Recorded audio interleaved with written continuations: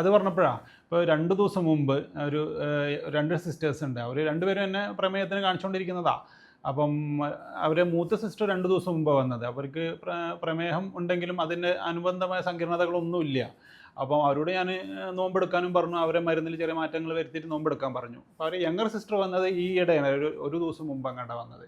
അവർക്ക് കുറച്ചൊരു ബുദ്ധിമുട്ടുകളുണ്ട്. കാരണം അവർക്ക് ഡയബറ്റിക് റിലേറ്റഡ് ആയിട്ടുള്ള കിഡ്നിക്കുള്ള ഇഷ്യൂസ് ഉണ്ട്. അതുപോലെ തന്നെ വാൽവിന് ചെറിയ ചുരുക്കമുണ്ട്. അതുകൊണ്ട് തന്നെ ഹാർട്ടിന് പമ്പിങ്ങിന് ചെറിയൊരു പ്രശ്നങ്ങളുണ്ട്. അപ്പോൾ ഇത്തരം 2 പ്രശ്നങ്ങൾ ഉണ്ടായതുകൊണ്ട് അവരോട് ഞാൻ നോമ്പെടുക്കേണ്ടതെന്നും പറഞ്ഞു. അവർ എന്നോട് അടുത്തേക്ക് ചോദിച്ചതാണ്, എനിക്ക് ഞാൻ ഇളയതല്ലേ, എന്നോട് എന്താ നോമ്പെടുക്കേണ്ടതെന്ന് പറഞ്ഞ് മൂത്ത ആളോട് നോമ്പെടുക്കാനും പറഞ്ഞല്ലോ എന്ന് പറഞ്ഞപ്പോൾ പറഞ്ഞു, ഒരിക്കലും അതിൻ്റെ അടിസ്ഥാനത്തിലല്ല, പ്രായത്തിൻ്റെ അടിസ്ഥാനത്തിലല്ല.